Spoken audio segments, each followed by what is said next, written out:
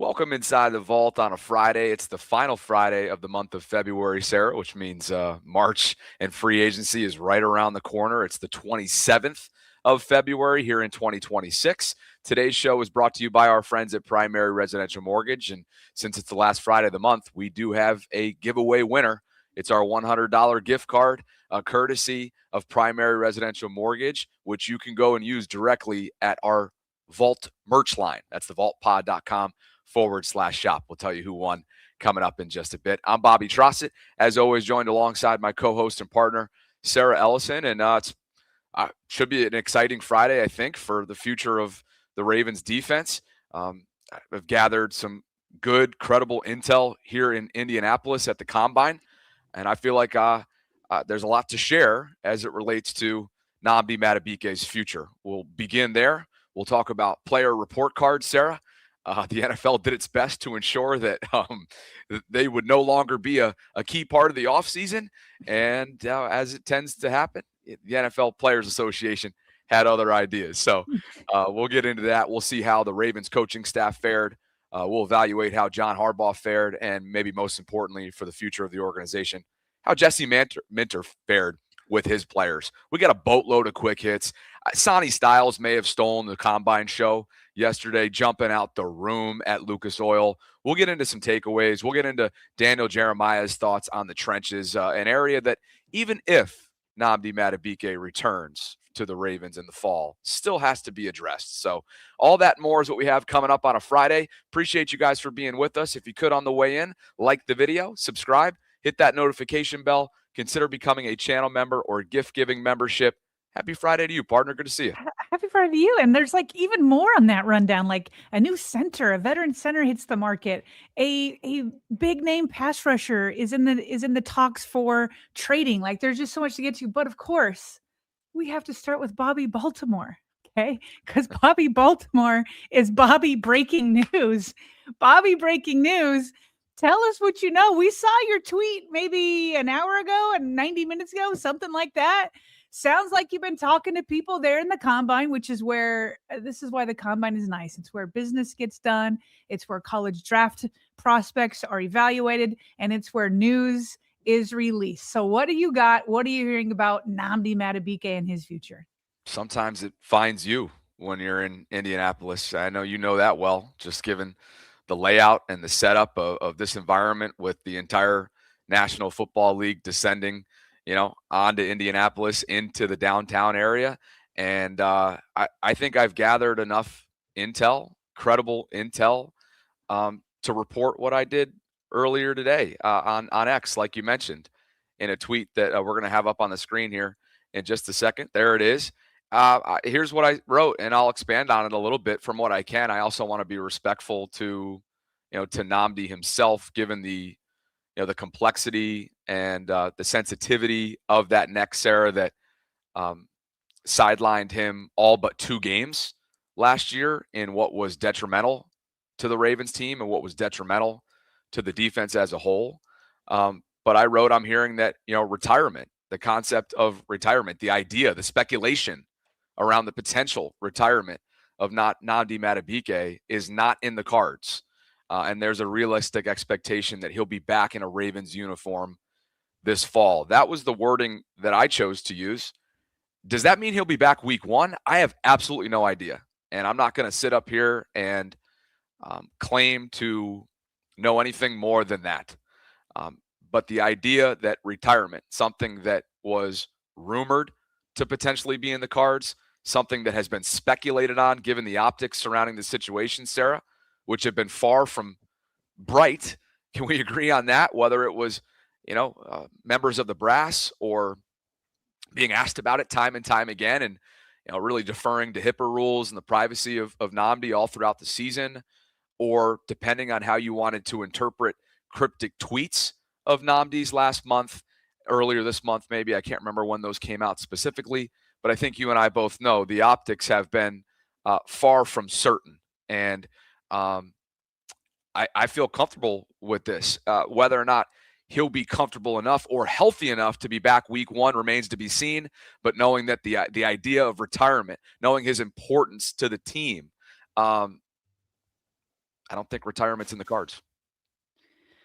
Okay, so it sounds like you're beating the drum hard on no retirement. That means it's not like a career-ending injury that he has suffered. So that is excellent news for Nnamdi himself and his livelihood, his career, all of that. So I'm uber happy because that is what just sounds like you're pounding the table on. He is not retiring. That's not in the cards, and he plans on, it seems like, to being back now. With you not being able to say whether he could play week 1, I mean, that's normal with a lot of season-ending injuries. It's like, exactly when in the next year will somebody be back?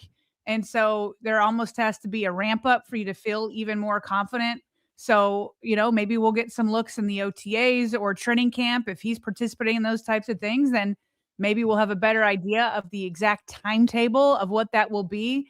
But Bobby, this is just massive news that there's a realistic expectation that he'll be back at all next season. I mean, we've looked at his cap hit and it's massive. And it's he's deserving of a massive cap hit based off of how he's played in the past.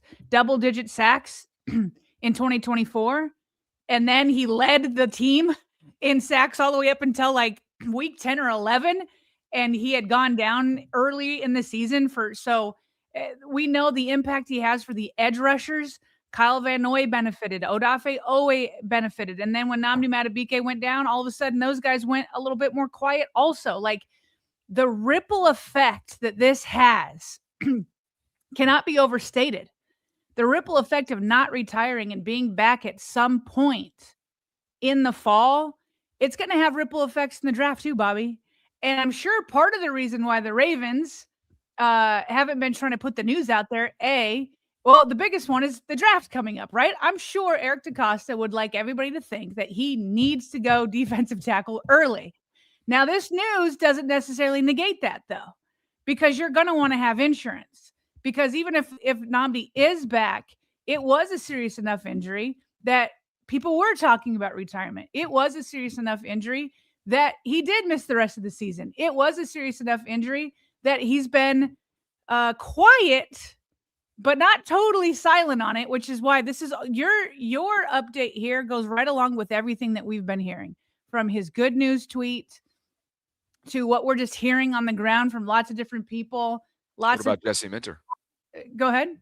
What about Jesse Minter earlier this week, sharing that just a couple weeks ago he saw him, he met with him briefly at the facility. He kept those conversations private, but Nnamdi is at the facility. And, Sarah, not to cut you off, but I think my understanding is that, from the complexity of the injury itself, this was a really complicated type of ordeal that he was faced with. I think he wanted to speak with a number of medical individuals before going forward, as anyone would, with not only his career hanging in the balance, but his livelihood in a lot of ways, his physical livelihood. So,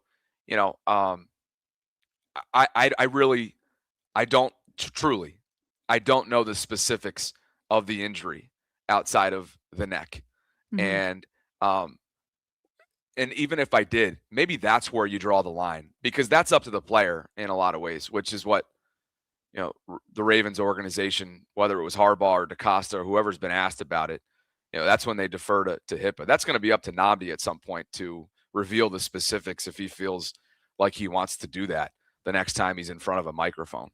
But clearly it was complex enough, it was serious enough that there was a lot of deliberation, had in recent months. And so with all of that in mind, just to underscore it once more, knowing that retirement, if this is leading us in the right direction, which I think it is, and I think it's a credible lead, it's massive for him, and it's massive for the Ravens rush defense. It's massive for the trickle-down effect to the edge rushers, which we'll get to in just a bit. We'll talk trenches and just what this means. It's a big deal moving forward for the Ravens into 2026. And so just to be clear, so he's spoken, which you would imagine, he's spoken to a number of medical experts. So when he comes to this conclusion that he's not retiring and there's a realistic expectation of him returning, that is after talking not to just one, but multiple medical experts that are giving him a green light. That's my understanding. Yeah. Yeah. Very nice. So hey, it's just, but I think you just, as we segue, right, you just put it perfectly. Even if retirement is indeed not in the cards, they still have to address that position. They still have to address that defensive line and continue to develop what they have internally, but over the next couple months, address free agency strategically and address the 11 picks that they have strategically. And I think that's where the conversation moves to now. Yeah, and I want to kind of dig into some things that Daniel Jeremiah spoke about. He's been at podium at the Combine. He also did a sit down with the Lounge of the Teams podcast, and there was a lot of talk about the trenches. And when he was at the podium during the Combine, he talked about the trenches and the Ravens kind of getting away from being bullies and wanting to get back to that. The Ravens the way you do, could you see this as a draft for them where they sort of go back to their roots and focus on big guys and building up the trenches? Yeah, I think big guys. I think defensively, it's just there's such immense pride in that building for how you play defense, and it hasn't been up to their standard. So, when they're at their best, they are big. They're big everywhere. It's not just like big DTs or like some big edge-setting guys, but big corners, big linebackers. Like they want to be kind of a bully, and I think they got away from that a little bit, and when there's some finesse players, some speed players that they brought in, I looked at them trying to get back to that tenacity and that style.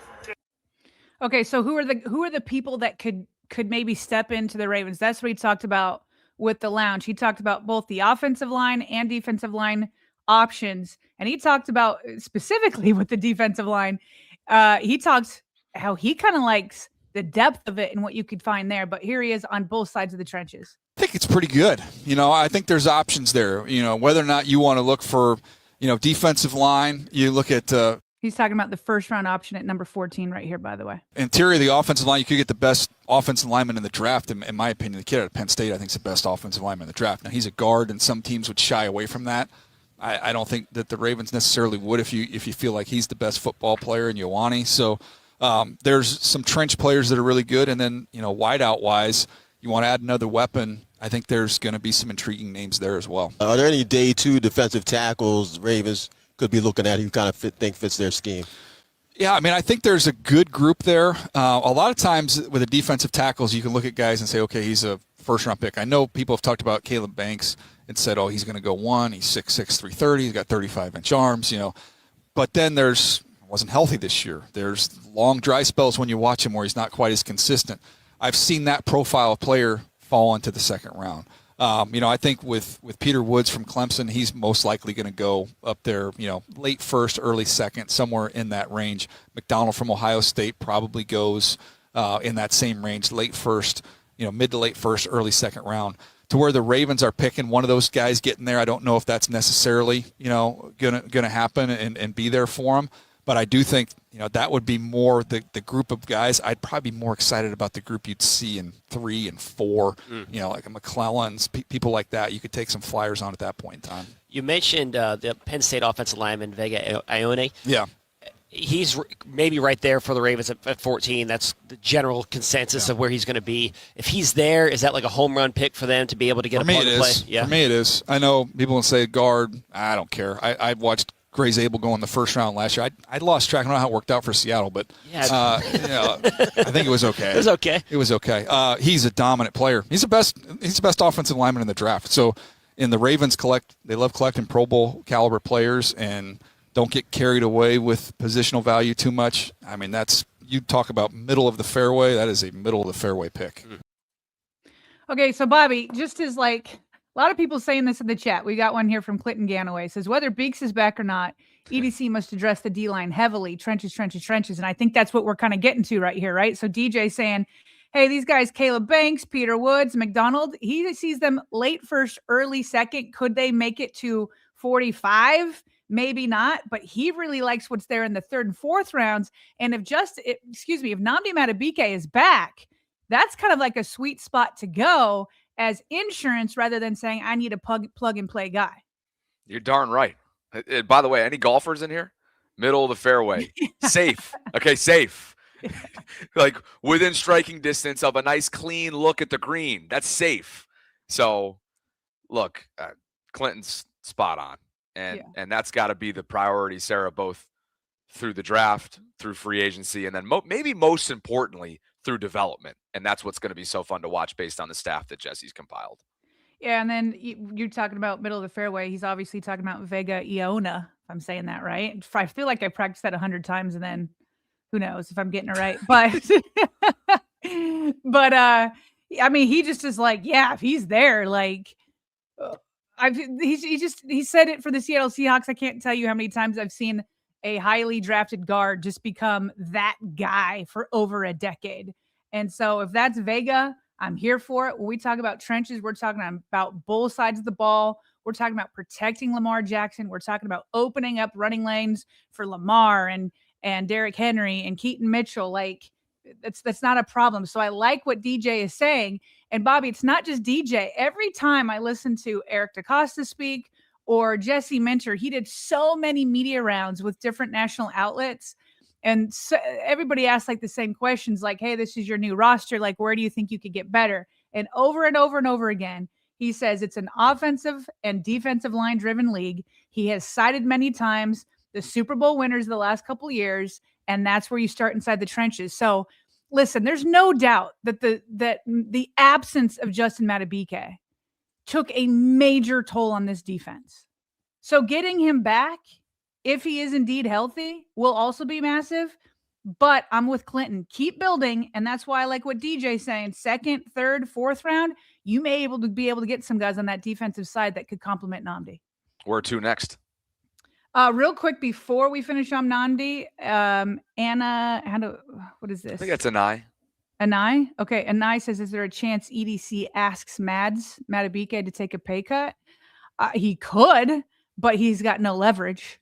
Matabike is only in the second year of his contract. And this is why players, they take a risk when they're on their rookie deals. They take a risk if they're playing in a contract year.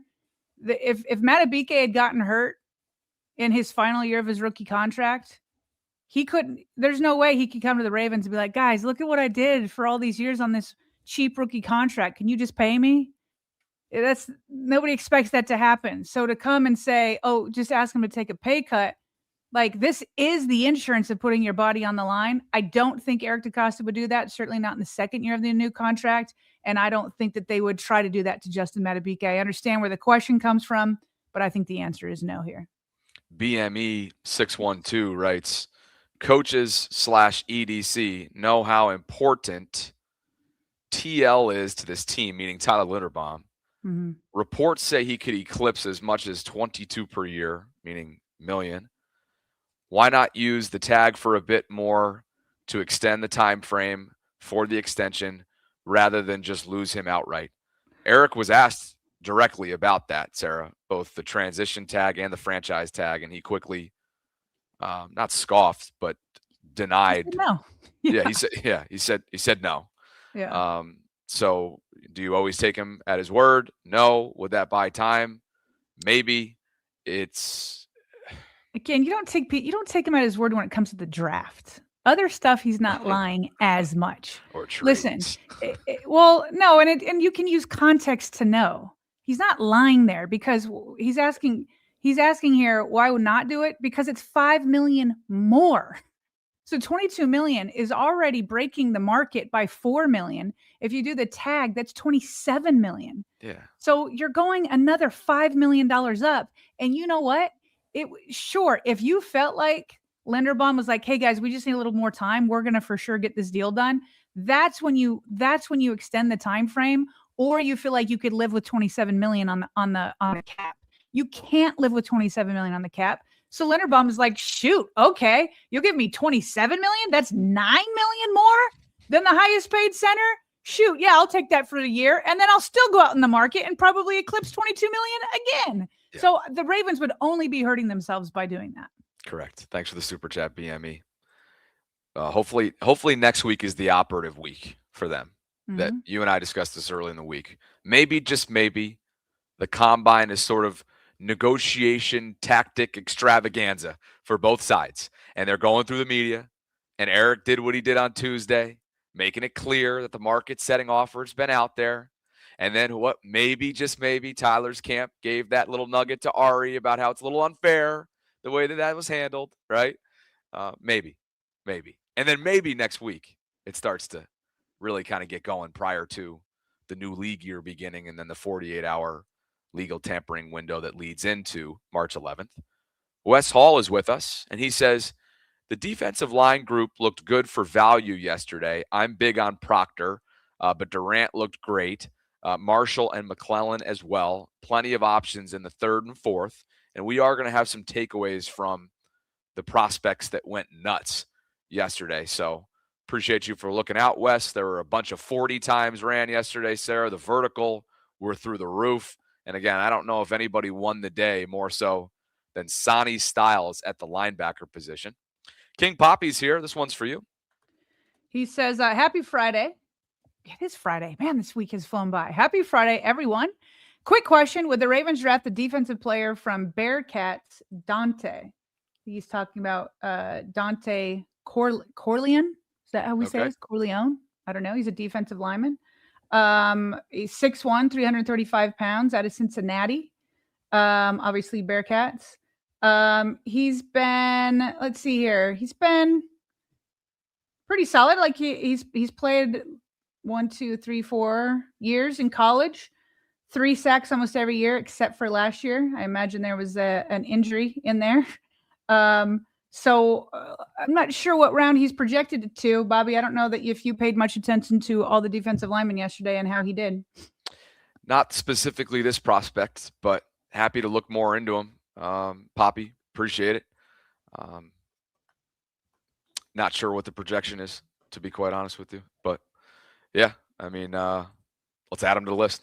I'm here for another 24 hours, so add him to the list. I mean, I'm sure we I can will do a say he's not in Daniel Jeremiah's top 50 prospects, which is fine. So he'd be later in third or fourth round, or even later than that.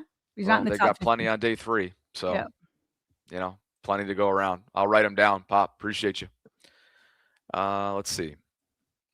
We got Wes, we got Poppy in there. BME just noted that the NFL did break some news within the last couple minutes, announcing a $301 million salary cap. That's big news, and we don't actually have that yet ready, but maybe we can pull it up in the coming minutes here. I've actually got right here. So with a record $301.2 million salary cap plus benefits, total projected player costs for the 2026 NFL season will exceed $10 billion. From 94 to 2014. This is some good numbers here from Jack Settleman. I feel like he loves the business side of this. From 94 to 2014, the salary cap went up $100 million. In the last 5 years, the salary cap's gone up $123 million. The league is booming. It's booming. Well, just to give everybody an idea, Brian McFarland, who we use his numbers a lot, he was estimating that the salary cap would be $303 million. So actually $2 million more than what they announced, if this is indeed true. I haven't seen it hit my timeline yet. So, but there it is. Now I see it. Yeah, 301. So it's right around where Brian McFarland was expecting, but just 2 million south. It's not too far south. So he was again in the ballpark, as Brian usually is. Appreciate you, BME. And that brings us to Julian Castillo. He says, ideal starting 5 offensive linemen, ? NFL News salary cap, 22 million Inc. So he's asking us what our ideal starting line. Okay, so we know our tackles. Ideally, Linderbaum would be back. Ideally, Emory Jones becomes the guy we thought he was. And then you are able to get Vega, would be ideal for me. And then you're able to get some legitimate, maybe some veteran backups. You're going to need a swing tackle. A veteran may not be too bad there as a backup. And then a veteran guard who can compete with these younger guys and really push them to make sure that they're ready. Yeah, nobody's really talking about that. They do need a swing tackle. Wonder if that's addressed in free agency. But yeah, how could I not sign up for what you just laid out there? If not free agency, is Teller really going to be available from Cleveland? I saw that Monken was trying to convince Bitonio not to retire. There's like a lot happening there with don't they have to replace their entire offensive line? Didn't we have a slide on that earlier this week, the Browns? I feel like I saw something that yes, it literally was the entire, every single one is set to become a free agent. That's crazy. And obviously Njoku was like, yeah, I'm out. See you guys. Yeah. Right. And they have no quarterback. Goodness. Maybe Deshaun Watson is going to win it over from Sanders. That's right? Like the latest news that we had on it. Yeah. And the other news is that Todd mentioned that it's going to be an open competition, at his podium press conference earlier this week. So thanks, Julian. Jay Griffin says, why can't we tag Isaiah Likely? You could. You could, but it's expensive, and they probably won't. And Isaiah has pretty much made it clear, Sarah, despite Lamar, whether it's in spirited type social media behavior or he's actually for real about recruiting him, despite those tweets. I'm pretty sure Zay tweeted something or posted something about it as well. They all obviously have a rapport. They're friends. They've had a lot of success together within the confines of that offense. But you and I both know that it's just not the business savvy, cap friendly, team building friendly decision to make, knowing that you wanted to play ball in the summer based on reports last year. And Isaiah, which he obviously was entitled to do, decided to bet on himself after the negotiation process. And the Ravens didn't want to go into the 26 year, Sarah, into the 25 year without a tight end under contract going into 26. And so Mark Andrews was receptive and he signed the deal. And now, likely based on what we've heard from him directly on John Gruden's podcast, probably going to get the bank based on some offers that will inevitably come his way in just a couple weeks' time. Bobby, I don't know if you interact much with ChatGPT, but I do like a little ChatGPT. Okay. And oftentimes Chat will say to me, okay, I'm going to say this to you gently but directly. Okay. So I'm going to say this to Jay Griffin and everybody else. Gently but directly. Okay. My friend, you have to let Isaiah Likely go. You got to let it go. Isaiah basically said he doesn't want to be back. He told his agent to go find as much money as possible. The tag is over $16 million. They already paid Mark Andrews $13 million. They're not going to be on for $30 million at one position, which is tight end. He had his chance. The Ravens tried to make him offers multiple times. He declined them. We got to let go. He's breaking up. We're breaking up. We got to move on. Yeah. You got to let go of your ex-girlfriend. You got to let go of your ex-boyfriend. It's time to move on. We love Likely. We wish he would have said yes to one of those offers, but he's gone. I think that's a good ChatGPT tone. I think it's a very fair way of putting it. You put on your auntie hat right there, yeah. Right? I think that's probably fair. By the way, I took a second here when you were reading one of those super chats just to give Poppy a little bit more love here on Dante, who we're learning more about out of Cincinnati. So he's a projected mid day 2 to early day 3 pick, according to some fits here within the draft study community. And he has personally comped himself this week, meaning when he was at the podium, reporters asked him who his NFL comp is, and he gave 2 names. And I think you'll appreciate this. When I say you, I think Ravens fans will appreciate this based on both names that he gave, one of whom is a former Raven, Michael Pierce, who just retired recently. And the other one, DJ Reader, who the Ravens have gotten to know over the years as well. So he's a big fella. He is a beast. And that's a little bit more on the 6'1", 335-pound nose tackle who Poppy was inquiring about just a couple minutes ago. Let's get to the great one, 74 for you. You were going to have a whole section on this. He says, Bain is going to fall now. Can we get him at 14? We'll come back to that in a second. We got a whole section on it. Yeah. Sounds good. My timber shivered. We also have to give away our gift card too. Yeah, super chats are flying in today. I know. It's like we Appreciate didn't you even plan guys. to like transition like this, but here we go. My Timber Shivered says Ari is saying he doesn't like what EDC did, but players do this through agents and hold out all the time. He can tongue punch my stink wrinkle from My Timber Shivered and Sarah's face acting accordingly to your English. My Timber Shivered. I'm glad I got that one. Dre Dog is here for you. I'm glad you got that one. I am as well. I probably should just left that one alone, huh? My Timber Shivered likes to make me, I don't know. Okay, Dre Dog, what you got for us? Thank you, my Timber Shivered. I can't even say your name anymore. Dre Dog. You literally just glitched. I totally glitched from that. Oh my gosh. Okay, Dre Dog saved me. If EDC tagged and traded Tyler for a first and third this year, the top 100 is very solid. That would give the Ravens 6 picks in the top 100. Love y'all, all hearts. You'd have to know that you have somebody that's going to be willing to make that trade before you do that, because you could be stuck. I mean, you could be like, oh, you want to pay him $27 million, $9 million above the highest paid center. We like Lindy, but we also want to see you take up your cap on that. You have to have that deal basically in place and know that it's coming. Yeah. Appreciate you, Dre. That would be nice, though, so that you could get something out of them. No if kidding. You're going to lose them. No kidding. Wildlife Wale is with us from the tropics of St. Croix. He says, have you been able to catch Malachi Fields at wide receiver? I love his game, 6'3", 220.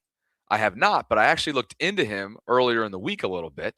So he's actually listed a little bit taller than that, 6'4", 222, started at Virginia, then transferred to Notre Dame where he spent this past season. I think he's probably a day 2 target is what I've kind of gathered on him. So what, the Ravens have 1 second-round pick, and the majority of what their capital consists of is on day 3, as kind of usual, Sarah, in recent years. And by the way, I'm just seeing on my screen right now that this was not breaking news. I mean, it was last week, but the Cowboys are franchise tagging George Pickens. So that just came across my screen. Or maybe this is on delay. Yeah, never mind. This is on delay. Anyway, just speaking of wide receivers. So yeah, Wildlife, probably into the weekend type of, or maybe into Friday coming up in April in terms of the Ravens target, if they don't go wide receiver at 14, which remains to be seen. Yeah, which they could. All right, let's officially give out our $100. It's the first ever $100 gift card that can be used directly at thevaultpod.com/shop. And of course, we do these monthly now. Typically, they've been Fanatics gift cards in the past. It's all courtesy of Primary Residential Mortgage, one of our longest standing sponsors. And all they asked of you out there, and many of you participated, is to click on the link that we have included in our show notes. We don't anymore because the giveaway is over.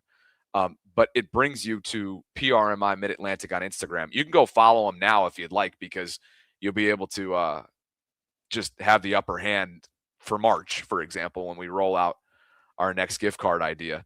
And so it was pretty simple. All you had to do to enter was follow them, comment on the post, and subscribe to the Vault, and that entered you in. So before I officially announce our winner, Sarah, if you're buying a home in Maryland, the Maryland Mortgage Program, aka MMP, offers powerful down payment assistance and grants to help you get there.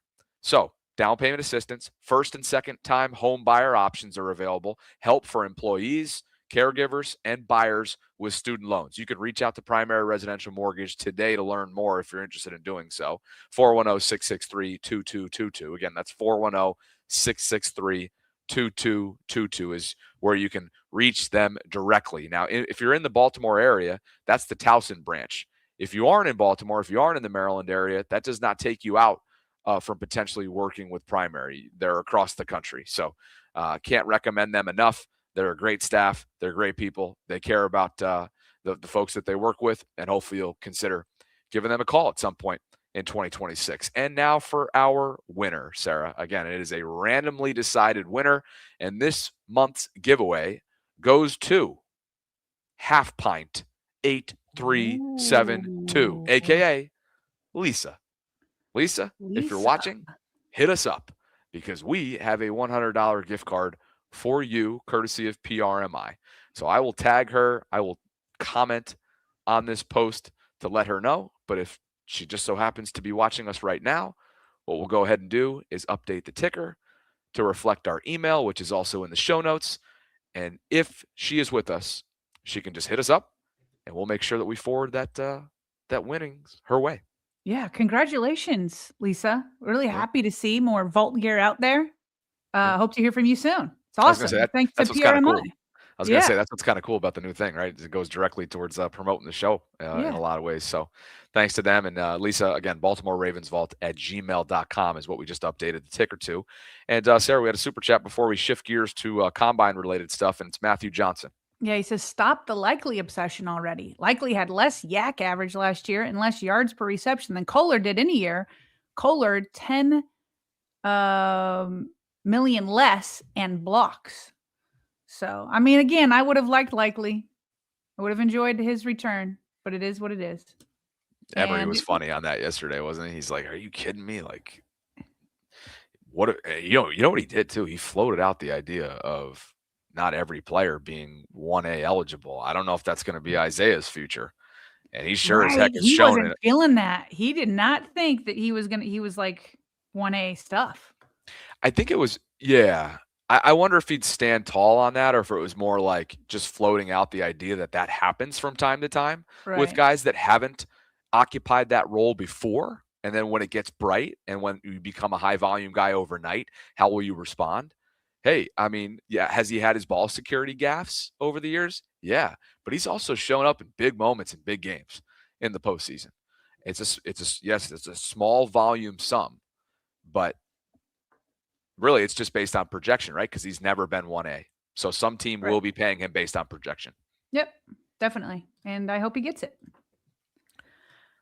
Meanwhile, Bobby, back to some draft-related results. But I wanted to start with this because you were talking about how Sonny Styles just stole the draft show. And by the way, his first name is actually Alexander. I learned that when he was being interviewed by somebody. That's cool. I guess he described himself as a kid that just had a hot temper. He was mad all the time. So they named him Sony after, oh, shoot. I don't ever watch him. It's one of those mob shows. He's one of the mob guys. Somebody's going to know. I don't know. Some mob guy on a mob show that I know is popular and I didn't watch. So. Oh, okay. And I can't help you with that. Yeah. I know you don't watch TV at all. But anyway, he just is testing both the measurements, but also his results, whether it's in the high jump or whatever else he's doing. So, of course, NFL Network puts up him next to Kyle Hamilton because Kyle Hamilton is frequently in the all-pro discussion, maybe even DPOY discussion. That's certainly where I want Jesse Mentor to help him get to. And he puts their side by side, and Sonny just looks better everywhere, right? 6'5" to 6'4" and 1/8. He's 244 to Kyle Hamilton's being 220. I mean, Sonny's more linebacker, right? I mean, my goodness, at 245. 40-yard dash, 4.47 to 4.59. And then the vert, he kills Kyle Hamilton, 43.5 to Kyle Hamilton's 38. So Kyle Hamilton takes a screen grab of this side-by-side comparison, says on Twitter or X, I just got brutally frame-mogged. And that. I was laughing my arse off last night watching that. That tweet went off, dude. It went off. And you know what? I'm so happy that Kyle Hamilton's measurements don't coincide with his actual production on the film, because that is why he fell to number 14. Well, correct. And look, Kyle, maybe this will make you feel better, bro, because the guy that you're now being compared to, or in your case, frame-mogged by, I guess that was NFL Network's actual doing. Take a look at where Sonny ranks, Sarah, against some other freaks, both in recent years and in the past. Wow. Yeah, his linebacking ability, not your average linebacker at all. He's 6'5", 244. The vertical was 43.5, as we just had up on the screen. Look at the broad jump. Look at what DK Metcalf and Nick Eamon-Warry did. Mm-hmm. They're not linebackers. Far from it. Right. Sonny's going to be a lot of fun to watch. He may not go outside. Sonny's bigger, though. 244. He's got 20 he's- pounds on some of these guys. He's thicker. 20, 25. Yeah. He's thicker, which makes this even more great and fascinating. Yes. Yeah. I mean, this graphic right here is off the charts. Somebody's going to be getting a do it all, not just sideline to sideline linebacker. Somebody's going to be getting an athletic freak. So Yeah. Well, and so what's also funny though is they did a little bit more on Kyle. Then they brought up the 40-yard dashes. yeah, they weren't done there, were they? They were not done. Then they showed how fast everybody was, where they put everybody in line, and Kyle Hamilton is well behind CeeDee Lamb, but then Sonny beat CeeDee Lamb too. This dude is crazy fast for how big he is. Look, he won the day. Whew. He won the day yesterday. There's no doubt. And he may have won the whole thing. You know, whether it's underwear Olympics, whether it's draft stock through the roof, he's won it across the board. And JL's here to help you out. Yeah, JL says it's Sonny from, who's Sonny Corleone from The Godfather? Is that what it is? I've literally never seen it. So a bunch of people were tweeting about The Godfather as soon as you were kind of asking, and I couldn't help you in the slightest, unfortunately, which is sad. I'm not. I mean, Godfather is one of the most classic of all movies. I know. And we've never seen it. I don't think I have start to finish. Guys, can you tell that, like, tomatoes at us right now? Look, and they should, but you know what I'll counter with? You don't. I don't like to sit down, man. I just don't. I don't like to sit down. And we're building something here. And you got 4 kids. I don't have a lot of time. You don't want to know what, guys? Maybe this will be the perfect indication of just how I spend my time. I did not have a chance to go and watch, and I didn't even get from start to finish. And of course, I'm going to remember. I'm now going to misremember the name of the series that's based in Baltimore. The Wire. The Wire. I attempted to start that during the Buffalo Plague last January, and I still couldn't get through it all because I don't want to just sit around. But I had to because of the Buffalo Plague. So anyway, hopefully that's given you guys a good idea. You're not built like that. There's too much else to see. There's too much else to do. I can't get behind that. That's why I may never be in a relationship. Because don't say that. There are other women that don't like to sit down either. Because you want to know. I've got plenty of friends like that. Evan's funny, Bobby. You spend so much time sitting down. You're sponsored by a gamer chair. That's true. That's true. I love that chair, by the way. Yeah, but you're talking the whole time. You don't like to sit down and be silent. Literally, I can't sit still, and I need to, and I know I need to at some point when I am in a relationship. But Sarah, the idea of spending a weeknight watching or binging some sort of reality TV show from time to time, which I know you and your girls do for here and there, which is cool. Like, great. Here and there. I can't when I was do younger. it. Yeah. So anyway, okay, let's move on. So Back anyway, to the combine, please. What I'm building up to, what I'm building up to before we were hijacked by The Godfather and Sonny and our lack of watching TV shows, is Kyle Hamilton did not measure well. That's why he fell to number 14. Could that happen is my question with Reuben Payne Jr. And I don't know who made this graphic, but somebody did him dirty. Did see his TX arms in this graphic, Bobby? Let's see. Because you got to look at this. Yeah, I got to go ahead and. Oh my goodness gracious. If that's not a combine graphic, Sarah. Who made this? I want to know who did. Somewhere Emery is punching air right now if he saw this graphic. If you guys haven't yet, go check out our conversation with Emery yesterday. He was so good on this topic. Not Ruben specifically, but just the idea of short arms, right? I love when he takes that concept to task. It's that Geico commercial where, like, you have the alligator arms and you're like pretend you want to help with the check. And you're like, oh, I can't reach it. Like, you'll pay for us, So anyway, Ruben was done dirty. You're right. He's 6'3", 270 pounds, but with an arm length of 30 and 7 1/8 inches, hand size 9 1/8. But there's so many people out there that actually do watch the tape, like Emery, to your point. And there's so many people that are like, what are you doing to Bane? So Sam Monson had the same comp as Emery gave us, saying Bane's comp is 1989 Mike Tyson, where he had shorter arms than all the other heavyweights that he would fight. But it's about getting in there and being quick and just being violent with your hands. Eric Edholm says, so we've known for almost a year that Ruber Bane had shorter than 31-inch arms. But now that it's official, he's being docked for it. He says, I get the concern, but don't double count it against him. I say, please do. Please do, so he falls to number 14. Here's more people coming to his aid. Sam Block saying Ruben Bane Jr. dominated versus Ohio State. Ruben Bane Jr. dominated versus Indiana, dominated versus A&M, dominated versus Notre Dame, dominated versus Florida, and dominated against Pitt. Short arm, sure. But he's going to be elite on Sundays. And finally, Betts here says Bane's counter moves when offensive linemen set high on him and are the club and hump. Both moves are biomechanically more advantageous with short arms because they require torque. He already has shown he's a problem solver. You just aren't watching. Bobby, I would love it. Emery said if he's there at 14, something went terribly wrong, it would be the short arms. Do it. Please, NFL, do it. Keep looking at these T-Rex arms. I'm going to tweet these T-Rex arms and be like, yeah, guys, you don't want this guy. You don't want this guy on your team. Bad draft pick, 1 through 13. To the Ravens' benefit, right? Much like it was a few years ago. We'll see if it actually is it that much of a concept? Is it that much of a philosophy or a non-negotiable that he'll fall that significantly after what he did when everyone was watching in the college football playoff?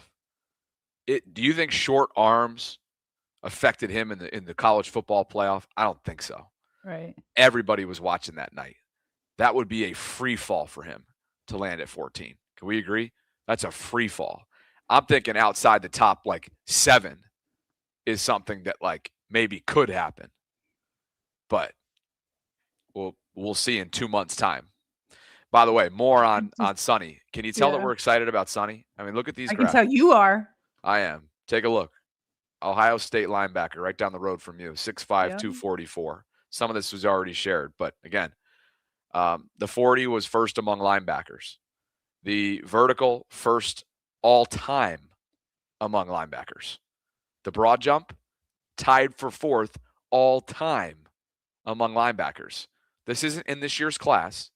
This is in the history of the combine. That's the neighborhood that he's in. And then if you just go across the board in yesterday's 40s, he finds himself interlocked with Arvell Reese, his teammate from Ohio State. They both ran 4.46. So just crazy with his size. Right? So good for him. Just he stole the show. Nature in the best way possible. And if you weren't satisfied enough with a couple of those other comps with DK Metcalf and Nicky Manwari, take a look. There's 20 years difference here. But take a look at the great Calvin Johnson, Hall of Famer, what he did in 07, 6'5", 239, ran a 4.4. You see the vertical, 42.5. And Sonny yesterday, he is 6'5". That's what he measured in as. He was 5 pounds heavier yesterday than Calvin Johnson was in 07. And that 40 in the vert, either right around the ballpark or in the exact same ballpark. And Calvin went on to have a pretty darn successful career and has a gold jacket to show for it. Different positions, but again, by the numbers, there you have it. Pretty beautiful. Beautiful. And one last thing, since I was just talking about Ruben Bane Jr. and what's going on there at the edge. Connor Hughes, who's gotten a lot of news. He gets a lot of news for the Giants. He was all over what was going on with the John Harbaugh hire. But anyway, he reported from the combine that the Giants are indeed listening to trade offers for pass rusher Kayvon Thibodeau. He says other teams do think he will end up being traded out of New York. Bobby, this ESPN article on this development, I'm forgetting the ESPN reporter's name, but he covers the Giants. He says multiple sources told ESPN they'd expect Thibodeau to fetch a late day 2 or early day 3 pick. Otherwise, perhaps a player for player deal. I bet everybody's already like, send Bateman. Yeah, They're probably going to want, and I don't even know that they're going to necessarily need or want another outside linebacker because they have, I'm forgetting their names. I've got it here somewhere. But they got two other ones. It's one of the reasons why he's fallen back. So here's the downside of Kayvon Thibodeaux. Okay, obviously he was a number 5 overall pick just a few years ago. He's only 25 years old. He's 6'5", 258 pounds. Yeah, 2022 draft. He was number 5 overall. And I'll help you out with the other players, by the way. Yeah, that tell me. are on that John Carter? Harbaugh's new defense. He's got Abdul Carter, former first rounder, and he's got Brian Burns. Brian Burns was who I was thinking of, but I almost said Bain because we were just talking about Bain. That was throwing me off with Burns. But yeah, he's got Carter and Burns. So Thibodeaux was injured last year, so he only had 2.5 sacks. He was fighting a shoulder injury, played in 10 games, but was limited by it. Now, his best season came his sophomore year, 2023, where he had 11.5 sacks. He gets tons of pressure. And so I know all of us in Baltimore don't like taking a risk on injured players. I mean, but the price isn't terrible if you're talking about a 3rd rounder versus the Ravens or whoever else need to look at who they think is who these guys will be in the 3rd round versus who Thibodeaux can be. I think that'd be smart. I think it'd be smart to give him a look for sure. With all the capital they have, and if that's for real from Connor, I think that'd be a no-brainer. Yeah.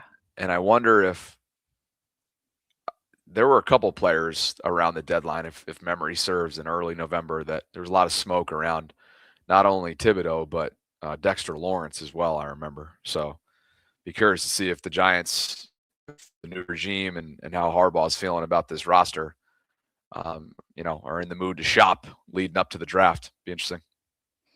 Very much so. So why don't we get to a couple more, or there's actually quite a number of super chats. And then on the other side, we will look at player grades that were leaked by the NFLPA after a judge said that they couldn't publish them. They leaked them.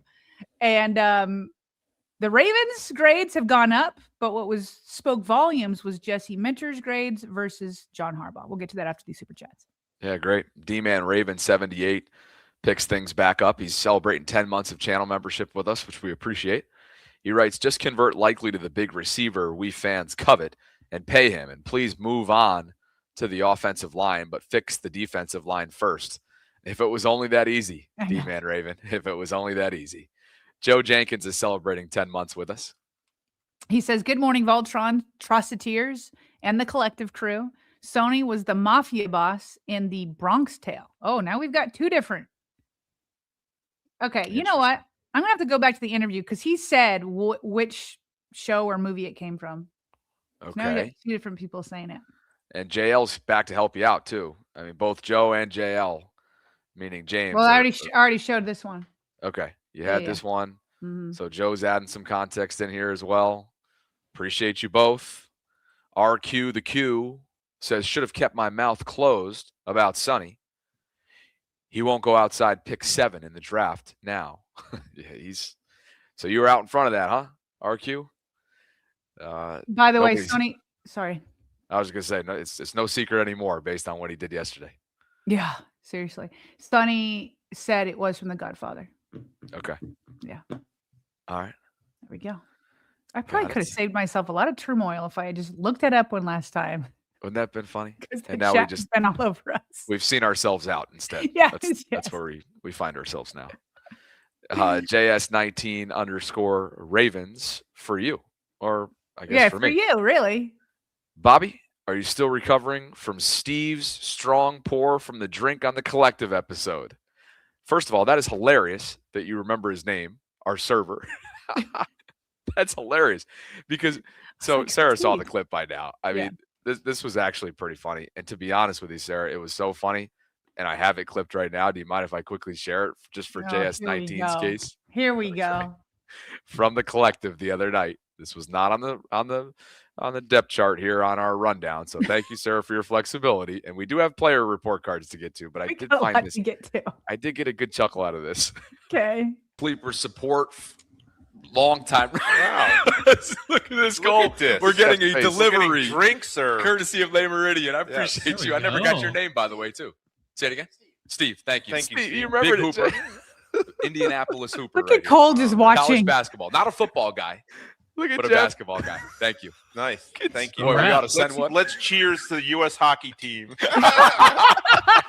That's right. And the Hughes brothers. Cheers, Jack Hughes, Connor Hellebuck. Wow, that's a strong drink. I didn't eat any more hair on my chest, but I just got some. Hey, what did you tell me you had at 9 o'clock? 9 o'clock? Yeah, you got a commitment.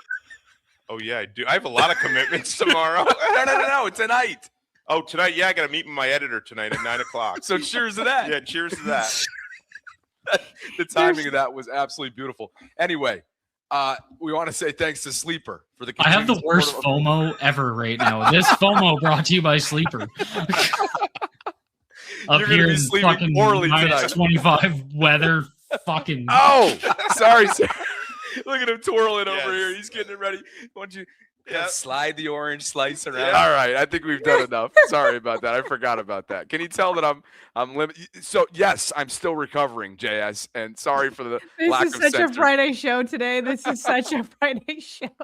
Apologies for the lack of censored content there, but JS, I think it's pretty clear that yes, the recovery is still on, and I'm burning the midnight oil here in Indy, Yeah, you working my are. tail off for you guys and future guests and everything else. So Are you just working, Uh, Bobby?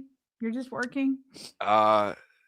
you know what's funny about that, Sarah, is you know me. I like to separate the two between when I do step out, and typically it's well earned, if I do say so myself. But there's something about Indianapolis where you can do both at the same time, and That's you almost true. There's a lot of sometimes networking. have to do both. You got to go to the steakhouses. Your Yeah. cigar, what do you call them? Do you call them cigar bars? I don't know what you call them. Are they cigar? Yeah, cigar oh, they bars. are cigar Yeah. bars. Okay. Yeah. Yeah. Well, first of all, I loved the dig from Jeff with the U.S. hockey team beating the Canadian hockey team. When Cole said he had FOMO, I couldn't be further from that. I had no FOMO whatsoever. I'm so glad I wasn't there. I'm so glad. Oh my gosh! And now you're simply saying that based on interest, not people. Just to be clear, correct? You like Jeff Correct. and And obviously Yes. would need a strong Sprite or an Izzy or a nice water or a Premier Protein or like V8 original vegetable juice. Like, Oh, any of man. those You know what? It's all good. peanut He- plate. It's Jeff is as humorous unintentionally Yeah, as you can be. Jeff's funny. It's hysterical. So, but Sarah, to reiterate, a lot can be done here after hours, and it's that dilemma when you have other commitments and partnerships that aren't on that schedule. It's always the dilemma when you're on Radio Row and running around, because it can be difficult to do both. Yeah. But I've tried my best this week, and hopefully I've done okay. So, Bobby, JS are you going to 19, be hey, sick next week? Are you going to get home to Florida? Are you going to be sick? Are you I've going to be actually taking the slept okay. NyQuil? I've You slept all okay. right? Okay. And I actually can't afford to do that because I have to go to Killington, Vermont next weekend for a wedding. So that cannot happen. Oh, Yeah. you'll My get sick cousin's after wedding. that then. Yeah. Well, you are really speaking that into existence over here? Is that what you're doing? I'm just prepping myself. Yes. I've unfortunately done that to you over the years for that expectation to be set and it being realistic. Joe says JL is also right. 2 separate shows. And JL says, my dearest friends, not seeing The Godfather is sacrilegious. Oh. 2 hours won't be torture. I promise you both. Love you both. Please consider it. I would consider it this offseason. Sure. Yeah. Would you? No. Okay, then. Probably James, not. James, thank you for your honesty. I will do my best to fit Bobby in will this do it offseason. for us. She'll represent the vault. Sarah declines. Yes. Respectfully Thank you. declined. Thank you for the invitation. My Timber Shivered says these dudes talking about arm length said that about Tyler Linderbaum. It's true. Now they want to get it back. It's true. What do they know about length? If they lost 2 inches, they'd have a scab on the old grocery hole. Bane is him, and that one was definitely on the boundary line, maybe over and out of bounds. My Timber Shiver, thank you for the super chat. KP is here. Kobe, save me again. Wide receiver in round 1 feels more likely than it did last week. Drafting Tyson or Lemon at 14 is probably the best value if Bain or Howell don't fall. You know what I would like to ask? Because Daniel Jeremiah is somewhat pushing wide receiver. I mean, he's here for the trenches too. But I just wanted to ask him because when he was on with the lounge, right now he has Tyson projected to the Ravens. He also talked a little bit about Lemon being a good fit. But then he also said Vega is the best offensive lineman. So I would just like to know, the 3 are sitting there. Who's best for the Ravens? So I want to know his opinion. Well, Jordan got up at the podium today and said that it'd be amazing to play with Lamar and the Ravens. So there's that. And could Mackay fall in their lap at 14? And if he does, or if he is there, would he qualify as best available? Something that they've stood by for years, draft philosophically speaking. Stevie Nicks writes, Styles recorded only 2 missed tackles over 600 snaps. And that's high-level football. That is high-level football. Can anybody on the Ravens say that from last year, that they only missed 2 tackles? No. Certainly not those that had 600 snaps. And certainly not those that were healthy. You know, it's one thing if you were banged up all year.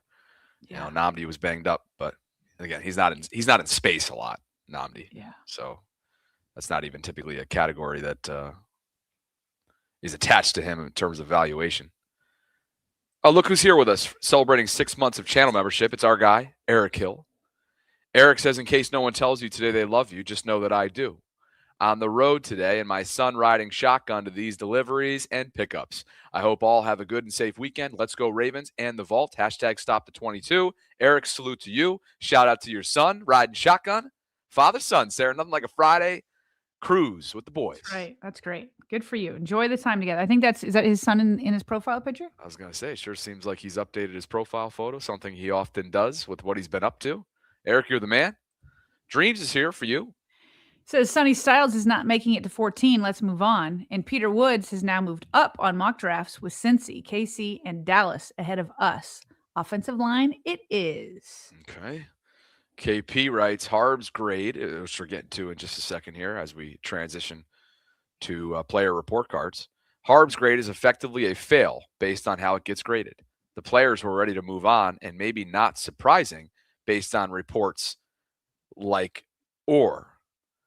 We're going to get to that in just a second. Good segue, KP. Thank you. Pete is here. Says joke type, JOK type deal with Nnamdi all last year on IR.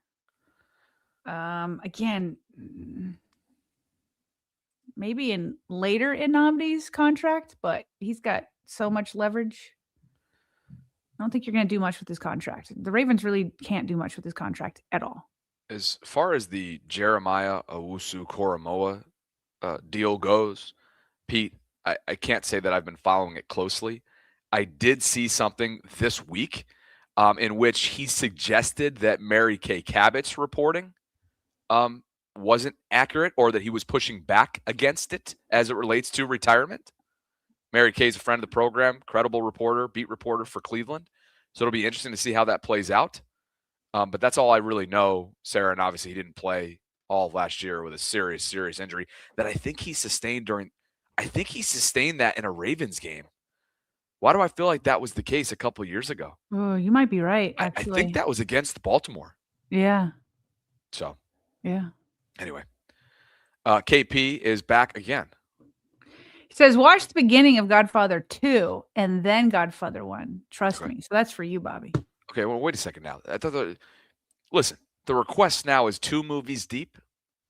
Well, I thought we were at 1. He's just saying the beginning of 2 and then go to 1. Well, that's, You're the one who said yes. You got yourself in this. Okay. It's a lot going on, KP. And thanks to Wildlife for reminding us that collision with Derrick Henry. That's exactly what it was 2 years ago. Jeremiah Owusu-Koramoah got in a car crash with Derrick Henry on the football field, and that's not a recipe for long-term success. Hope he's okay. I remember that. That was serious stuff. I'm pretty sure he was carted off that day. Yeah, well, Derrick Henry tends to do that stuff. But is he he's better, right? Is he better? Better, but I think if you're a Cleveland fan, there's just been a lot of similar speculation about retirement and, careers being in jeopardy. So I think that's why Pete is attempting to draw the comparison there. I'm just seeing a headline right now from NFL.com. The brutal business of the NFL. Martin Emerson Jr. and Joke face uncertain futures after Browns combine reveal. Oof. Meaning the way Brass probably handled questions related to it, maybe? Yeah, probably. Interesting. Yeah. Okay. Yeah, that one you need to have a subscription to read it, so I couldn't read it much more. Gotcha. Okay. Andrew Berry said he's not overly optimistic on linebacker Jeremiah Owusu-Koramoah. Did I say that right? Koramoah playing in 2026. Oof. Okay. Oh, that's too bad. Yeah. And here's the video. That I'm going to watch right now, where he tries to tackle King Henry, and yeah, the King just lowered his shoulder, and he went down to the ground. Yeah. Oh. And by the way, now that you and I are kind of both just sprucing ourselves up on this right now, Mary Kay's words was that it's, quote, doubtful that he will ever play again. So. Oh, that's too bad. Yeah, that's a bummer. Okay, thanks to KP. Wildlife says Timber Shiver is the GOAT. He's just laughing his butt off at Timber Shiver's super chats, which I'm sure will inspire more, right? And Sherry Ramirez says that Godfather 2 is better, making it known her preference between the two. And Mr. Columbus, Trey is with us. He says, I'm going to Tony's tonight and maybe networking with some guys here in Indy. Can't wait for wide receivers tomorrow. I'm kind of leaning towards wide receiver Tyson. That's who Daniel Jeremiah has projected the Ravens at 14. Cool. Trey, awesome. Yo, let's meet up, man. I always love his calls, and great dude. Would love to get together. And Tony's is stone's throw from where I am. So, Trey, I can't remember when you've hit me up in the past, but I feel like it's been on Instagram. If that's the case, remind me where you're at, and maybe you and I can grab a drink or a cigar tonight before I fly out in the morning. Appreciate you, man. KP says Godfather 2 is a prequel and sequel to Godfather 1. Do not watch Godfather 3. Did they just jump the shark on Godfather 3? Did they ruin the first two? Interesting. Okay. I don't know. There's a lot of intel that you and I are gathering here. People really want us to see Godfather. Interesting. Isn't that funny how people there's almost this, it takes on a new life of its own when people realize that you haven't had a shared experience as they have. Yes. It's weird. Especially when they love it. It's normal though. Yeah. It's especially when you love it so much, you're like, please just try it. You're going to like it. Yeah, maybe. You know? Yeah. Where it gets like, yo, and it hasn't happened today, but where it gets like, yo, what's wrong with you? It's like, all right, bro. Like, what do you, nothing. There's nothing wrong. Well, there's some things wrong. But yeah. Anyway, appreciate you guys for being with us. Please like the video on your way in or out today. Subscribe, hit that notification bell. Consider becoming a channel member or a gift-giving membership.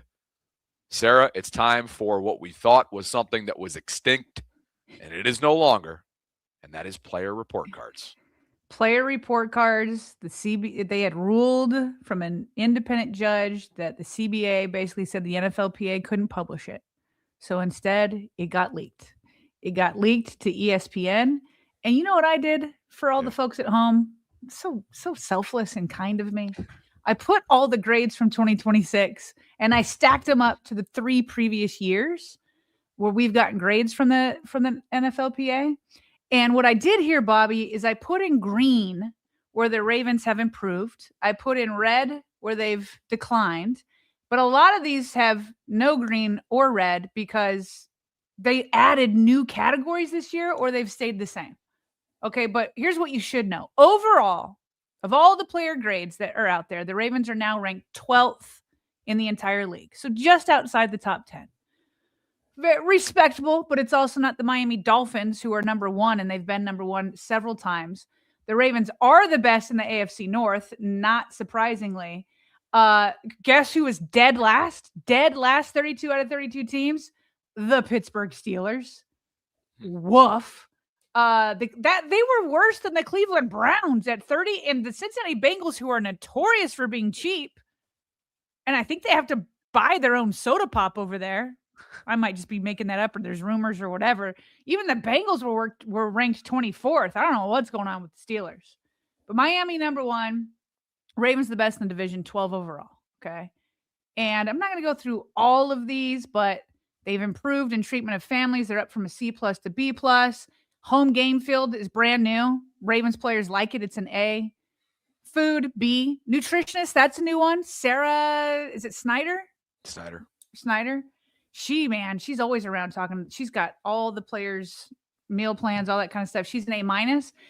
Look how far we've come, Bobby, with this next grouping, which I know you covered a lot at the time. We're talking about weight room, strength coaches, training room, and training staff. Okay, so it's working out and also improving. The weight room went from a C+ in 2023 to a B- to a B+, and they've climbed all the way to an A. They've done a lot of work in that weight room. Strength coaches. Remember they had an F- with Steve Saunders. I know you remember that. Yeah. F-. They fire him. It goes up to a B-, B+, and now it's an A, so much so that the players wanted to make sure they kept their head guy and didn't let him go over with John Harbaugh over at the Giants. The training room, they've completely overhauled that. Completely overhauled the training room. It now has a beautiful window that overlooks the fields. It has pools. It has everything you need. That went from a C+ in 2023. Now they're up to an A. The training staff went up from a B- to a B last year. But I want to get your thoughts on that section right there and how far they've come, because they got bad grades there before. It tells me that not only were they serious about addressing it, but they were successful in addressing it. And whether or not, we'll never know the correlation between those low marks that they received those years and the injury issue that piled up. But we will know that they addressed it effectively, successfully, and decisively. And so you got to give them credit there. And I'll never forget the F-. I don't even think I knew that was in existence on a grading scale. I had no clue that an F- was even possible. A thing. I thought it stopped at F. Right? I mean, that's what I thought. And then guess what? I thought it was like a movie thing, right? Like it's what people write in movies. But like whether you have like a 55% or a 1%, it's an F. Yeah. But NFLPA is sticking it to them a little bit. F-. Well, guess what? Cincinnati and Bengals Nation figured it out this year. If they didn't know already that F- exists, they got F- marks in 2 categories: treatment of families, their food and dining area, and then a nutritionist dietitian was an F, and their home game field was D-. The Bengals got rocked in those categories. And yet the Steelers are still better. Or I mean, right? Worse. Yeah, that's. But yeah, Sarah, that's what it tells me. It tells me that they're pleased with it. I remember speaking to, I feel like I always mention this when it comes up. I remember speaking to Pat Ricard directly on the record on this topic. And it was, hey, you want to know what the biggest difference is when those changes were made? And we're talking about strength training here, and from a strength coaching regimen standpoint, individual workouts became more specialized. Injury history became more acknowledged and specifically curated for that past. And so they just honed in on it a lot more micro. And clearly a few years later, the results have yielded this kind of evaluation from the players, and got to commend the organization for looking it in the eye and making adjustments. Yeah, and so here's where they're going to need to make adjustments in the future. And this is what's crazy is it is too bad the NFL is trying to stop it, because clearly the Ravens have responded to all this. And maybe they would have gotten the feedback anyway. I don't know. But I'm sure it was embarrassing to get that F-, and it may put a little fire under their you-know-whats. And so they only had 3 B-. Everything else was a B or above. And one of them, they've already made a change. So we'll get to that in a second. But locker room and team travel. The locker room got a B-, team travel got a B-. The locker room, I've heard people say, is kind of surprising because the one at the team facility is pretty nice. I wonder if this is the one in the stadium. The one in the stadium is nothing special. So they could probably do something there at the stadium. team travel, I think last year they noted that it wasn't great because they had to have roommates in the hotel or something like that. This year didn't give as much detail because it was leaks rather than like in-depth look at everything. So that's that. That's where they need to fix things. I didn't know ownership could get any better. They've given Steve Bisciotti an A 2 years in a row. Well, now he's an A+. Okay. But here's 3 new categories, which is really what I wanted to get to. Well, it's actually, 3 new categories plus the head coach. So we're doing coaching and general manager here. So the head coach which obviously was John Harbaugh, got a B for the second year in a row. Offensive coordinator, which was Todd Monken, got a B-. Defensive coordinator got a B+, Zach Orr. So he's higher than Todd Monken. And then the general manager, Eric DaCosta, got an A-. So not too shabby. If you look at these coaches' grades side by side, that's what the Ravens got. But then look over at what Jesse Minter, Declan Doyle, and Anthony Weaver got on their grades from their previous teams. Whereas John Harbaugh was a B, Jesse Minter was an A+. That is Steve Bisciotti level, okay, of grades, an A+. Zach Orr, a B+. The defense wasn't great, but I do think that the players liked him. He was very personable. But while he was a B+, of course, again, Jesse Minter was the defense, or we'll go Anthony Weaver. He was a defensive coordinator last year. He got an A. Okay. Todd Monken, that B-. Declan Doyle, an A-. And then Chris Horton, I didn't have a grade on Anthony Levine because he was a special teams assistant. He wasn't the special teams coordinator. But the Ravens have improved in all 3 of their coaching grades based on what these guys got last year. And I think it speaks volumes, Bobby. What about you? Yeah, it speaks volumes that change was necessary, and now remains to be seen whether or not, Jesse's grades immediately yield results for them in the form of winning. But that change was absolutely necessary. And obviously, I think the proof is in the pudding given these ratings. Yeah, well, here's what's interesting is it kind of giving a B grade to John is kind of how we've been trying to describe the relationship there, right? Not that it was John had lost the locker room or that there were really poor relationships or there was anything toxic or anything like that, but it was almost like just there, a solid B, but not something that you're like, oh, he's inspiring me right now. I want to go out and put everything on the line. So he didn't lose the locker room, but there wasn't that chemistry there. Whereas when you're going to get an A+ from Jesse Minter, I mean, that is next level. I mean, the way we feel about Steve Bisciotti when he speaks, it's just something special. You're just like, we want to hear this guy more often. We want him in front of the microphone more often. That is the type of grade. Jesse Minter is man, that's the complete package of having the substance with your schemes and putting guys in a place where you can succeed, but also you just like the guy, and that's what we hear all the time. Again, I want to bring in a quote from Daniel Jeremiah because he did follow the Chargers more closely because he worked on their radio team. So he's watching them more closely. Here's his take on what Minter was to the Chargers. Worked with the Chargers on the radio team, and you know Jesse well.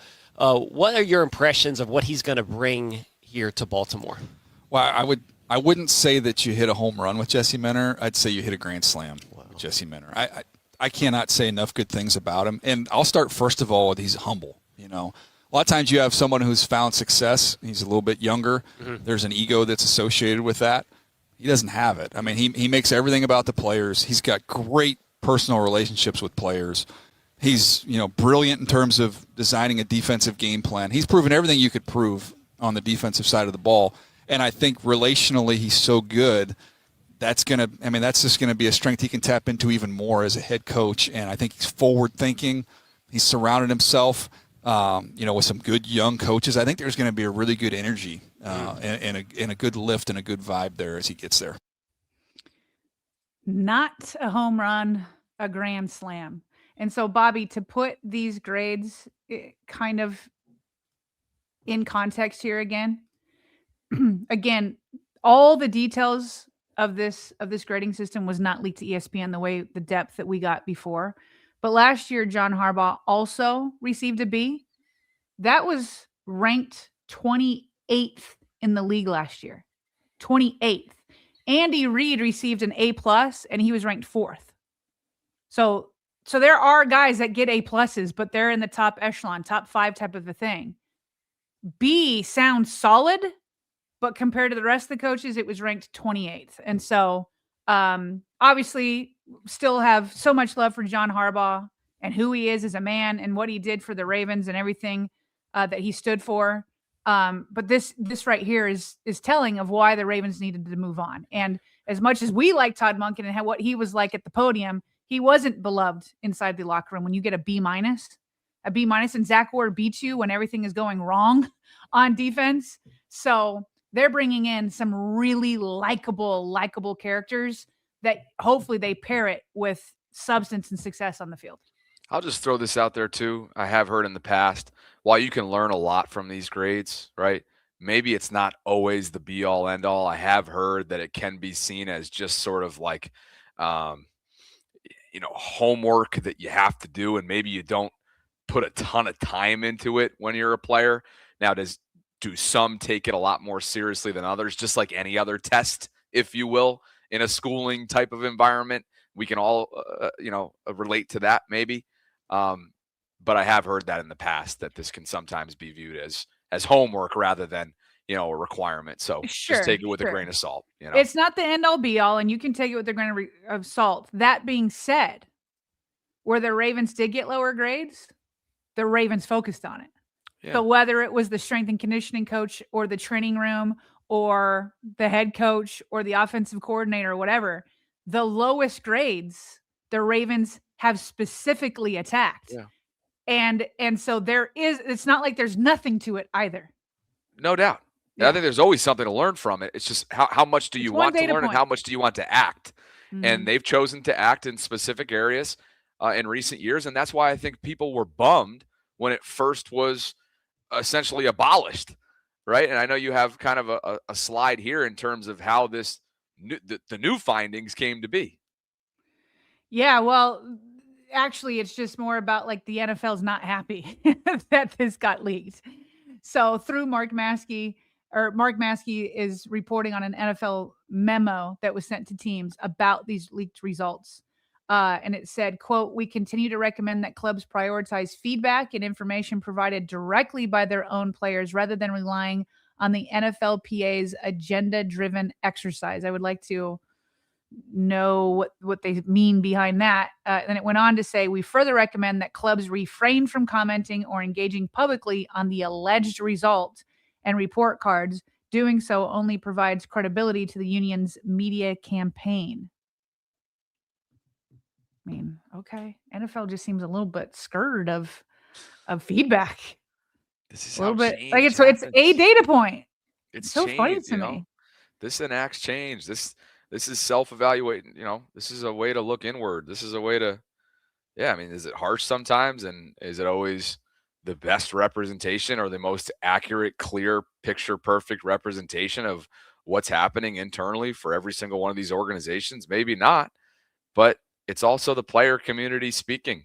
And for the Ravens, they've spoken loudly in recent years, Sarah, and the organization has responded accordingly. So, and who's happy? Who's happy about the coaching changes? Zay Flowers, who was on 105.7 The Fan yesterday. First of all, no longer with Harbs, and what do you think of Jesse Minter thus far? I love him. Smart. You can tell he want to win. He got the same mentality as us. He's a young coach, and I think he's gonna come in and give us that spark. Just with his energy. Zay, we heard that Eric DeCosta said that some prominent players were involved in the hiring of Jesse Minter and also offensive coordinator Declan Doyle. Were you involved in any of those Zoom calls? No, I wasn't on those Zoom calls. Probably Lamar, probably the quarterback. Yeah. But no, I wasn't a part of none of the hiring. But I got to meet him. Coach Doyle, he's gonna be he's young. He got a great mind. Love explosive plays, so it should be fun. You've mentioned a couple times, Jesse being a younger guy. Declan Doyle is only 29 years old and a first-time play caller. Just how much of a positive do you see that as in terms of relatability and also the potential of this new offense? I'm not scared of him being a first-time play caller. He was under Ben Johnson, so yeah. And you see how that went. So I'm pretty sure he got confidence in himself calling plays and getting whatever he needs to get done, and the players that he needs to get the ball. So like when I talked to him, they were super excited. The energy was different. So I know the guys gonna love him and be ready to play for him. Zay, how excited are you? Like, obviously, you get the offseason, you put the work in, and then to get back to work because of just the bad taste in your mouth of last season. I'm super excited. We all are. We ready to see what Coach Doyle and Coach Mentor has for us, and I'm just ready to go play ball, man. I know everybody's ready to play ball. It's a lot of guys already at the facility working out, so everybody's ready. We're gonna be ready. You see Lamar out there early, so it's gonna be fun. It's gonna be fun. So obviously very excited about Declan Doyle. Wasn't on the Zoom calls, but obviously Lamar was. Then he said, we're so excited. A lot of guys are at the facility. And then did he say Lamar's going to be out there early? Pretty sure that's what he said there at the end. If that's the case, there's going to be a lot of happy people, happy campers. Other than Mike Florio. Well, I don't know how he'll react to that because there won't be as much to talk about under the OTA attendance category, which has dominated the news cycle in recent weeks. Sure, they'll find something else. He's staying in my hotel. Would you like me to send him any kind of message? Yeah, to come on the show. He's right down. He's right down the hallway. Had a great conversation with Chris Sims last night in the lobby. He is really. I know, like you already know, the bromance existed. Yes, you definitely have a bromance with from last year. But then he sat down with Jake Asman and gave him his hard count and started literally taking him inside the huddle. You know, he's a former quarterback, and it was pretty cool. I mean, the way these guys process information, regurgitate information from their play caller and their headset is pretty cool. John Gruden's kind of started this whole trend of, you know, getting the Vinny Testaverdes and all these other, you know, former greats to share their hard counts in front of a camera on a microphone, and it's kind of reignited this love for one of the nuances of the game. So it was good to catch up with Chris. I hope to get him on at some point in the near future for us inside the vault. But yeah, for all we know, I mean, who knows? Mike and I could be sharing wall space. He might hear us right now, Sarah, and I'll send him your best. Come on in, Mike. That. Yeah, send him my best. I'll do Please that. Do. All right, good stuff. All right, boatload of quick hits here. Or super chats. Yeah, let's do that first. All right. All good. Let's see. We left off with KP. And so Nagasaki brings us back in. As good as the Godfather movies are, read the books. Yes, I am that. Oh, no, I could see myself doing that. Because I could listen to that in the car or when I'm like just getting stuff done. You know what I mean? Okay. Yeah, I could do that. All right. So Sarah is now potentially listening. She's listening. I can see myself. I'm not committing to it. Potentially acknowledging, considering. Wildlife Wale says Sarah missed that Red Bull sip, Bobby. Well, she didn't anymore. You drank a Red Bull? I did miss that. Man, you are for sure going to be sick. You're ruining yourself. Listen, when you are tired, you need to sleep. You're going to get sick again. I did sleep. I slept well, actually. Why are you drinking a Red Bull then? Well, listen, I know everybody's gonna be mad. I drink a Red Bull. They're like, what's wrong with the Red Bull? I'm just saying, for Bobby, this is usually a bad indication of where his health is going. I've been working with you for 4 years, sir. I know the signs. You see what you're doing, Wildlife? No, I've actually been very adamant about sleep this week, but because I'm not working out in the morning, so you can afford to stay out a little bit later. Oh, jeez. But when you're in these environments at the cigar bars and that's your justification is I'm not working out, so I'm going to stay up later. That's how you're going to be healthy. Well, it's solely for the networking. Truly, I'm not here to party. I know. I'm messing with you right now. No, I know. I'm just letting everybody know like how it goes here. You and I were chatting about it earlier. You know, you're in these environments and you kind of inadvertently, indirectly end up drinking because it's a networking event, and you know you don't have to, never have to. But for whatever reason, I've indulged a little bit more than usual with this week. I'm going to get no different than for this question. But would you just be looked down upon if you like ordered a Sprite? Like, do people ask what you're drinking? I mean, in this type of networking environment, probably not. But you know, I told you this when I went and did my cleanse. drinking's a weird. It's a weird environment when you don't have a drink in your hand and somebody else does. Yeah. There can be times where that makes them feel insecure or. Believe me, I know. I mean, you've lived this life forever. So, and then it's oftentimes in these things too, when you start connecting with someone, as I did last night, longtime PR director actually for the guy's name's Eddie for the Dolphins. And now he's a media guy in the Indiana hoop community here. He just like bought me a drink. I didn't even want the old fashioned. Like I was done for the night, but he and I were just having a chat about college basketball. And before I even looked, like I just looked one way and then bang, like here comes a drink coming out. I didn't even ask for it, So sometimes that happens too. Yeah. But yeah, look, to be clear with everyone, I'm an open book. I'm a little hungover today. That's what's happening. You just came out with it. Yeah. I don't, Yeah. Sarah, I keep. You already told me a pre-show. I didn't know you were going to announce it live, but yeah. Yes. Yeah. So, ADL21 says we have to stop blaming the struggles of Linderbaum, Roger, and Ronnie on the guards. Hold those guys accountable for their shortcomings so they improve. Well, can't both be true? Yes, right? Can't the guard play be context in terms of evaluating the other three, and particularly Tyler? Because he's surrounded by those guys to his right and left. I think both can be true. Clinton's with us. He says that Bobby's going to end up 15 pounds heavier. Hashtag Indy 15. I've eaten really well this week. It's great. Like you already said it, Sarah. It's a great steakhouse community. I've been at St. Elmo, the historic, renowned steakhouse. A lot of protein. Yeah, last night I was at Del Frisco's last night. I was at the Dean and the JW Marriott where everybody stays. It's great. But yeah, last night I drank more than I should have. And I felt like I kind of kept it in check the other nights. And so hopefully a good night's sleep tonight. Be back in Orlando tomorrow where John is. And then we'll hang out with some family and get some vitamin D, Sarah, and be back in St. Pete ready to roll for a big pre-free agency week with you coming up on Monday. JL Green for you. Oh, man, he's back with The Godfather. Here we go. What you got? He says, The Godfather devotee stuff is getting out of hand. I asked about watching with respect to understanding how Sonny got his name. Sheesh. Oh, did you get blasted? We don't want you to get blasted. Did he get blasted? Man, maybe. Like he maybe. The chat's cooking tonight. We got a big audience today, so it's moving. We have almost 3,000 concurrents on Friday afternoon at 1:40 p.m. Yeah, JL. If JL, whoever did, pay no mind. Yeah, we're just having fun. Pay no mind to whoever's getting after you. Yeah. Let's get some super chats. We'll get to patrons in just a second here, but Commanders news that you brought in here. Yeah, just more center news because there's going to be more centers on the market. Commanders are going to release, according to Ian Rappaport, Tyler Biadasz. Is that how you say his name? I don't think so, but I'm looking up the pronunciation for you.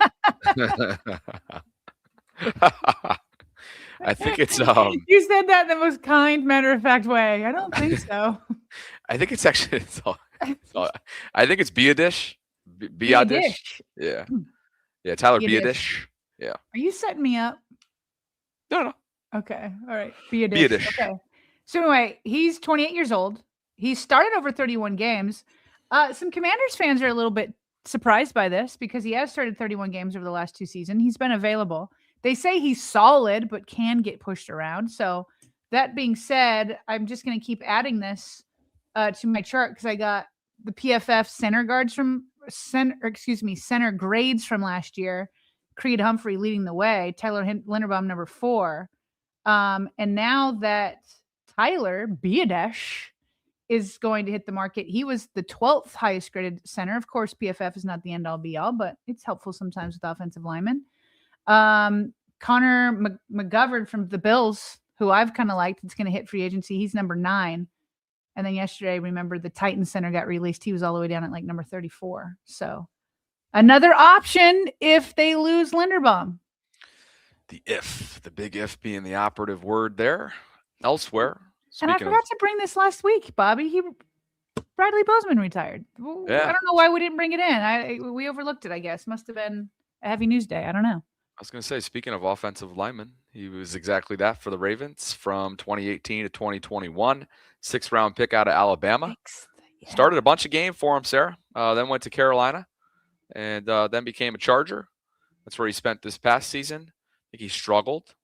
But he is a true media good guy.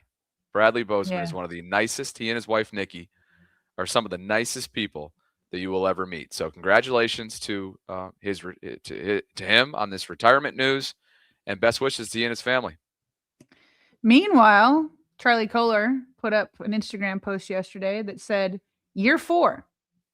Don't know what the future holds, but grateful for the journey." Year 4. Wouldn't that have been last year? Is this an old one? If he did, if it is old, Lamar Jackson reposted it to his stories. It's definitely a new post. Why would he say year 4?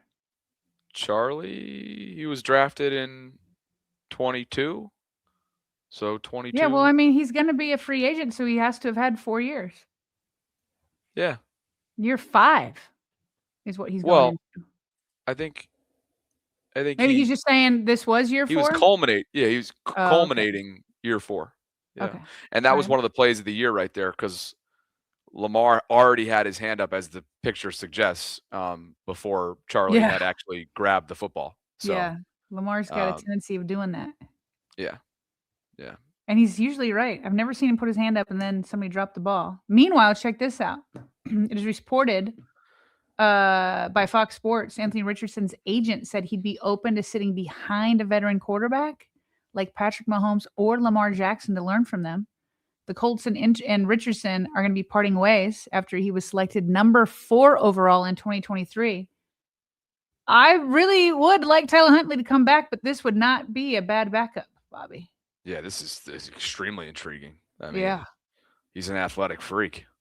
And did he tap out? That was the big controversy for him, a couple of years ago. Did he tap out in game for the Colts? That's not the best look. And I know that there was a lot of locker room friction and you name it, a lot of controversy surrounding that. But similar skill set to Lamar in terms of the physical attributes there. And, look, if he develops and you have him as your primary backup and he's open to it and he wants to learn from one of the game's best, then this is an immediate upgrade. It's all due respect to Snoop. The higher ceiling player is Anthony Richardson. Yeah, absolutely. Absolutely. So that's interesting. I mean, the agent straight up named Patrick and Lamar. Wow. So. Yeah. Well, hey, then if that's the case, then AR probably knows that he needs a change of scenery maybe, and he'd be willing to try and play the long game here like the Sam Darnolds have and others, and maybe has a chance to resurrect his career. Now, if that were to happen in Baltimore, that would be catastrophic because it'd be something injury related to Lamar. So you knock on wood big time for that. But you need somebody in a pinch the way they did for a month or so in Snoop's case last year. Heck yeah. Yeah, and it's nice to have options. Snoop is about to be a free agent. I want Snoop back, but if he's not, like you said, intriguing.